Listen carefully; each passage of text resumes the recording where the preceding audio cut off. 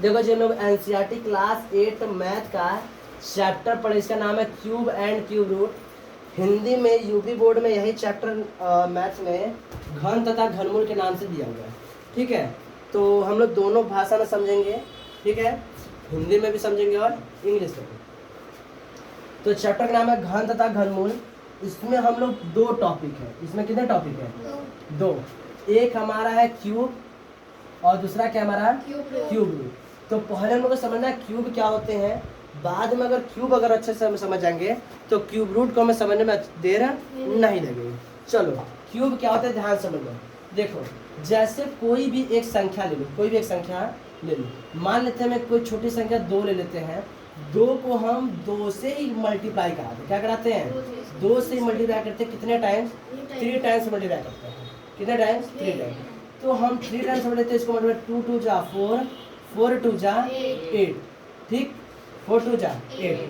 तो यह जो 8 है, यह 8 कैसे पाए हैं हम लोग? यह 8 को हम लोग किस प्रकार से ऑब्टेन किए, किस प्रकार से प्राप्त किए हैं? तो हम कहेंगे कि इस 8 को 2 को 3 बार मल्टीप्लाई करने के बाद हम लोग को प्राप्त हुआ है। 8 हम लोग कैसे प्राप्त हुआ है? तो 2 को जब हमने 3 बार मल्टीप्लाई किया तो हमें क्या प्राप्त हुआ है? 8 प्राप्त हुआ है। क्या प्राप्त हुआ है? 8। तो अर्थात 8 क्या कहलाएगा? हमारा घन कहलाएगा। क्या कहलाएगा? घन।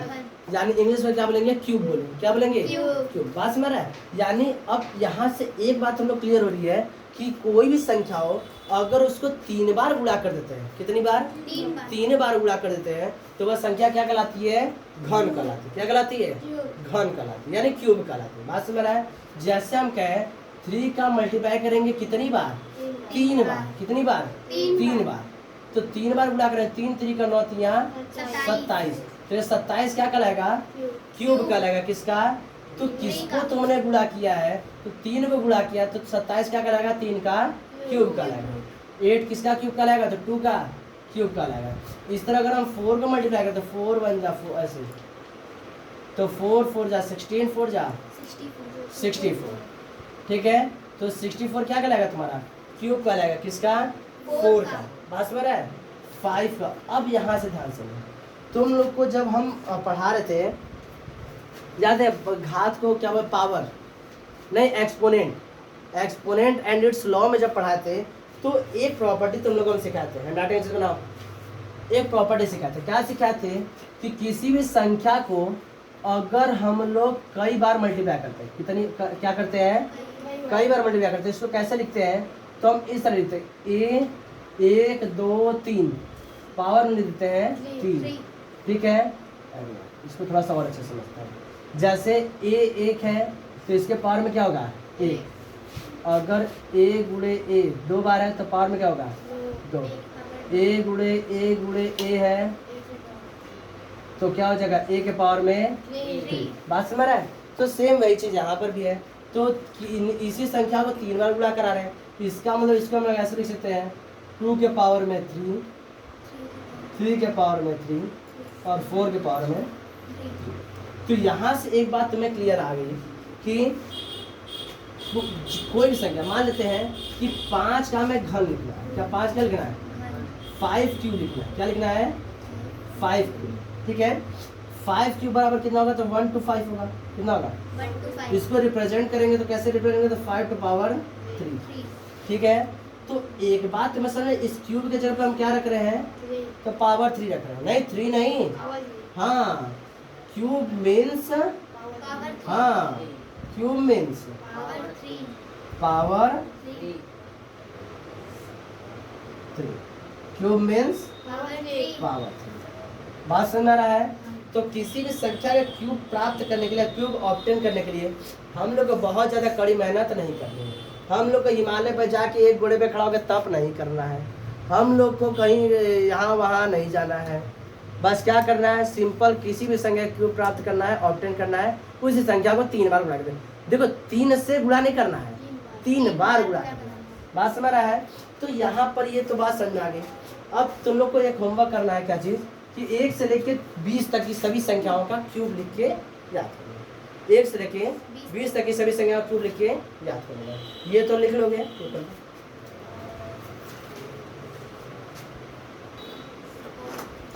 चलो अब अगला में देखते हैं। अब यहाँ से इसको तुम लोग इसी तरह एक वाइट पेज में लिख लो, ठीक। वाइट पेज में लिख के कि 1 से लेके 20 तक का सभी नंबर का क्यूब लिख लो। लिख के उसे किसी ऐसे जगह पे रख दो जहाँ पे तुम्हारा निगाह रोज रोज डेली पड़ता है। तो इसे तुम्हें याद नहीं करना है, बस नंबर ध्यान आ जाए कि हाँ ये नंबर कहीं हम देखे, बात समझ आए। ऐसे करते करते तुम्हें सभी नंबरों का क्यूब एक दिन क्या होगा, याद हो जाएगा। ये याद करने से क्या होगा कि आगे क्लासेस में और तुम्हें कुछ प्रश्न हल करने में आसानी हो जाएगा। ये हम क्यों लिखे, क्या समझाने के लिए, उसको लिखना पड़े। देखो इसको लिख के ऐसा तुम लोग कर लेना, ठीक। अब इसको क्यों लिखे वो समझो, देखो ध्यान से। अब क्वेश्चन इस तरह से आता है कि प्रश्न बनता है कि बस तुम्हें क्या बताना है, identify the ones digit, identify the ones digit.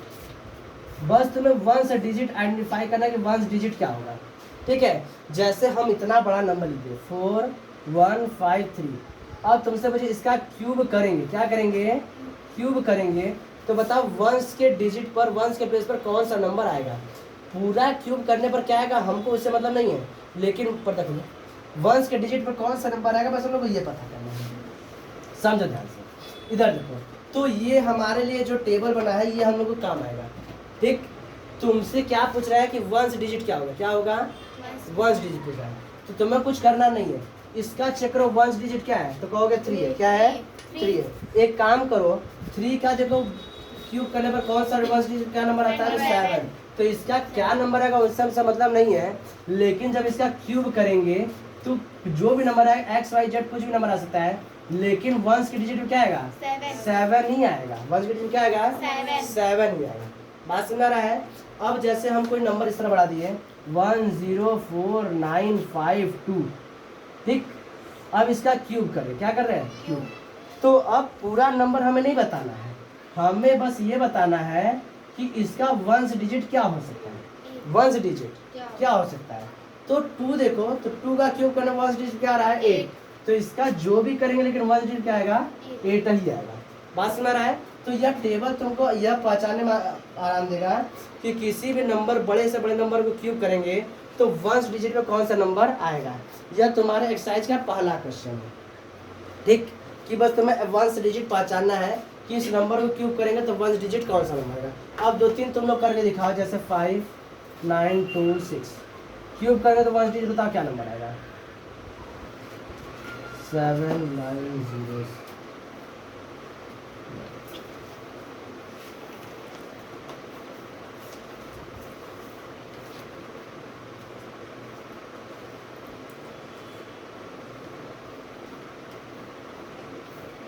इसको बताओ, तो पहले वाले में बताओ 1, इसका क्यूब करेंगे तो वंस डिजिट में कौन सा नंबर आएगा, 6 है। तो 6 का 6 ही आता है, 1 का 1 ही आता है, 5 का 5 ही आता है, ठीक। आराम से हो गया। अच्छा चलो एक बात ध्यान दोगा, ये हो गया, ये तो कर लोगे आप। अब एक बात और ध्यान समझो, ये इरेज कर देना, नीचे कैमरे में नहीं आएगा। ये तो हो गया, समझ में भी आ गया। अब अगला हम लोग क्वेश्चन देखते हैं। अगला क्वेश्चन और इंटरेस्टिंग है, ध्यान देखो। इसमें देखो 1 का क्यूब कर रहे हैं तो 1 आ रहा है, 2 का क्यूब करें तो 8 आ रहा है, 3 का क्यूब करें तो 7 आ रहा है, 4 का क्यूब करें 4 आ रहा है, 5 का क्यूब 5 आ रहा है, 6 का क्यूब 6 आ रहा है, 7 का क्यूब 3 आ रहा है, 8 का क्यूब 2 आ रहा है, 9 का क्यूब 9 आ रहा है, और 10 कर रहे हैं तो इसका क्यूब क्या रहा है, 0। इस तरह से। तो एक बात अगर तुम लोग ध्यान दोगे कि अगर हम ऑड का क्यूब कर रहे हैं तो उसका क्यूब भी कितना आ रहा है, ऑड आ रहा है, और इवन का क्यूब करें तो इवन का क्यूब क्या आ रहा है, इवन आ रहा है। तो ये तुम लोग एकदम क्या कर लोगे, स्टार बना के नोट बना के लिख दोगे कि क्या बताओगे कि ऑड का क्यूब करने पर जो नंबर है वो भी क्या होगा, ऑड ही होगा। बात सुना है। दूसरा, इवन का क्यूब करने पर जो नंबर है वो क्या होगा, इवन ही होगा। बात हो रहा है। अब ऑड और इवन क्या होते हैं, जो संख्या 2 से डिविजिबल हो गया वो इवन है, जो संख्या 2 से डिविजिबल नहीं है वो ऑड है। ये बात तो समझ में आ रही है। ये दोनों टॉपिक समझाया, समझ में आया क्या होते हैं। तो ये हम शॉर्ट में लिख दिए हैं कि ऑड का क्यूब करने पर संख्या ऑड मिलेगी, इवन का क्यूब करने पर संख्या इवन मिलेगी। कोई दिक्कत, वंस डिजिट समझ में आ गया, ऑड और इवन भी समझ में आ गया।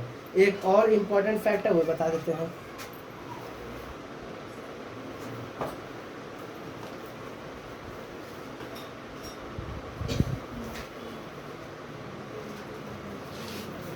ठीक हो गया।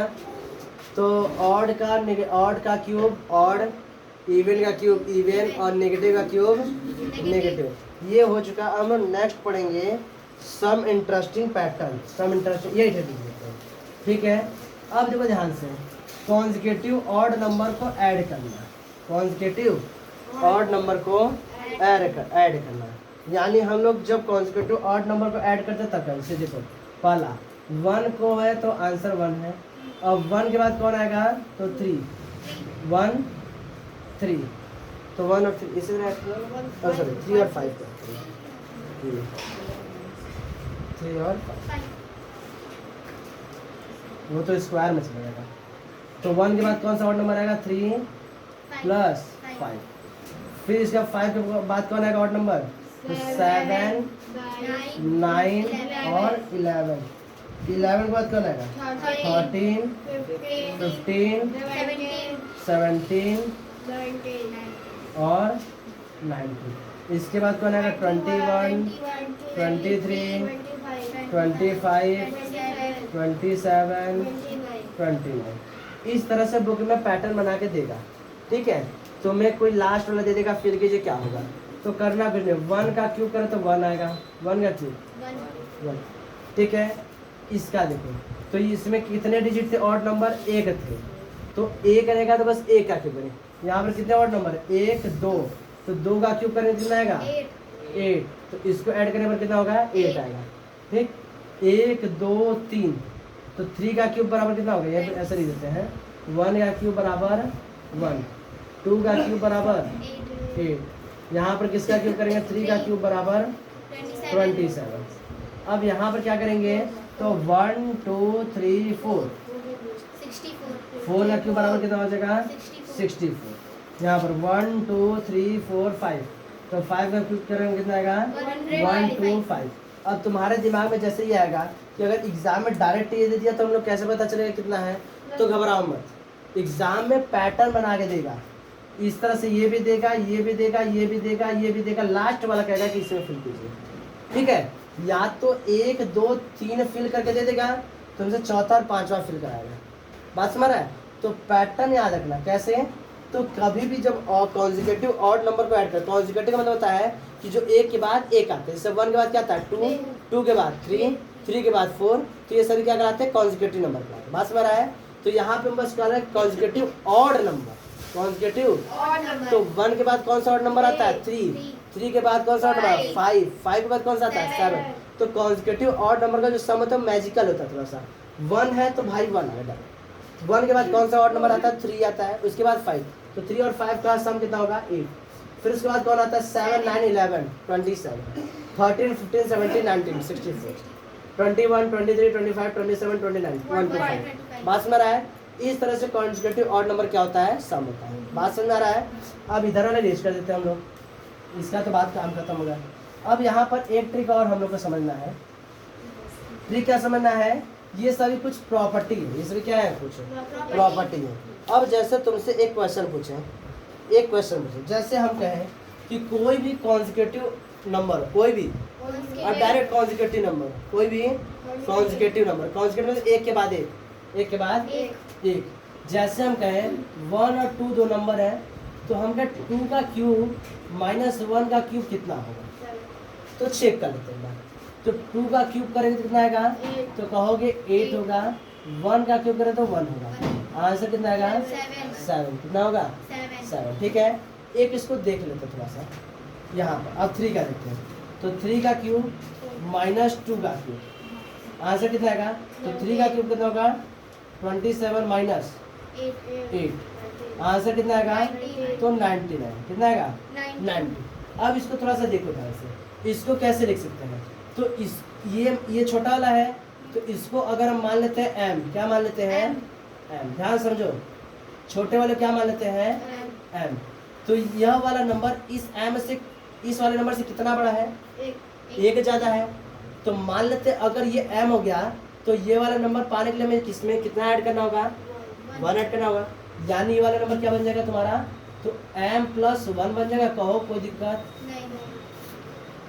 तो अगर ऐसा है, समझ में आया कैसे बना, तो अगर m+1 का क्यूब माइनस m का क्यूब है तो यह बनता है किसके 1 प्लस m+1 इंटू m और इंटू 3। इसी पर बस रख के एक बार चेक करो तो क्या आ रहा है, चेक करते हैं। तो देखो m बराबर कितना है 1 और m+1 बराबर कितना है 2 दिख रहा है, ठीक। अब देखो ध्यान से, तो हमें कैसे रखना है 1 रखना है, तो इसके जब क्या रखेंगे 1 प्लस m+1 यानी 2 मल्टीप्लाई m यानी 1 और लास्ट में 3। चेक करते हैं तो कितना होगा, 1 2 1 कम 2 और 2 3 6 2 3 6 1 और प्लस 6 बराबर 7। आया सही आंसर, समझ में आया। एक और क्वेश्चन देखते हैं, इसके बारे में देखते हैं।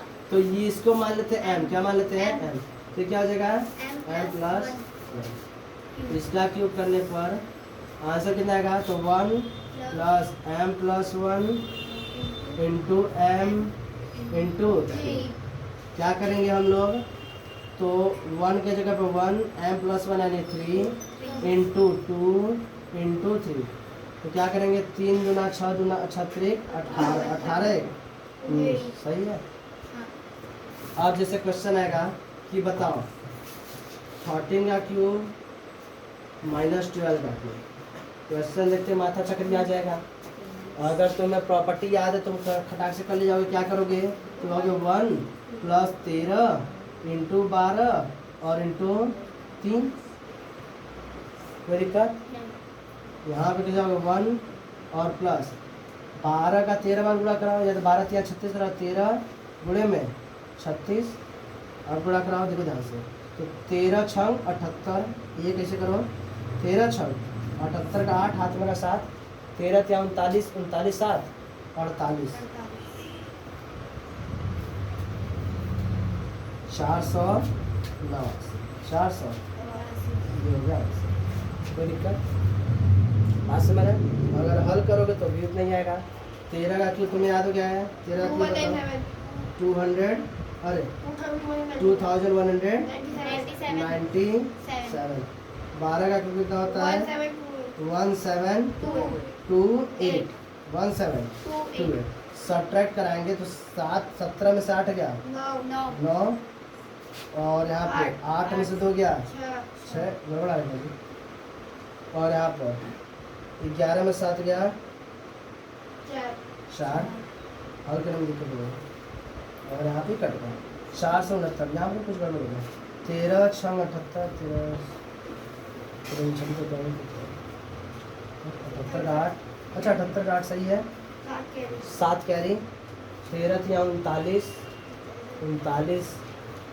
7 46 होगा जी, 46 होगा 46 होगा, हम 48 लिखते हैं, ठीक इस तरह से, ठीक।